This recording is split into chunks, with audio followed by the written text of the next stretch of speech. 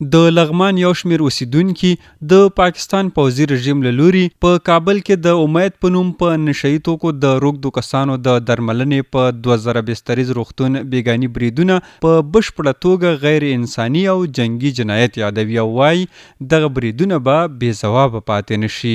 دا غون چې ولاړ دي ما سره دا ځوانان دا واړه او ځوانان سپینګري غونډ افغانان دا پیغام ورکوي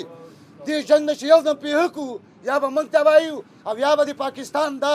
انګریزي حکومت دا خاین حکومت دا مذبذبه حکومت دا منافق حکومت دا به موږ له منځه ویسو او انشاءالله افغانستان ډېر جنګونه ګاللي دي د انګریز د وخت نه د امریکایانو د وخت نه موږ ډېر قوتونه مات کړي دي الله په توکل باندې. دلته څوک مړ کړي دي؟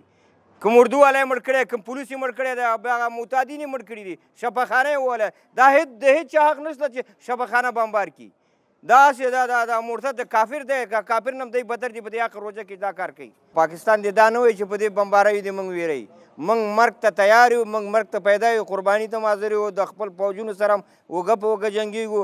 په ورته وخت کې د دې ولایت یو شمېر نور اوسیدونکي وایي د خپل اسلامي نظام له امنیتي او دفاعي ځواکونو بشپړ ملاتړ کوي او له خپلو خلکو او ځمکنۍ بشپړتیا د دفاع په موخه هر ډول قربانۍ ته چمتو دي. دوی موږ ته معلوم دي او د دوی بنیاد موږ ته معلوم دی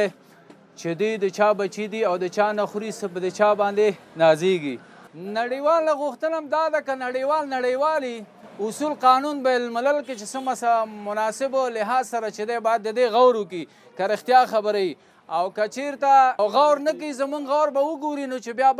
به موږ هم خبرې نه اورو بیا به فداګانې کېږي بیا به موټر بمونه کېږي بیا به چغې د خلکو به او وشي او به موږ وانه ورو. دا په داسې حال کې ده چې تېره شپه په یاد روغتون د پاکستاني رژیم په هوایي بریدونو کې 400 تنه هیوادوال شهیدان او 250 تنه نور ټپیان شوي دي.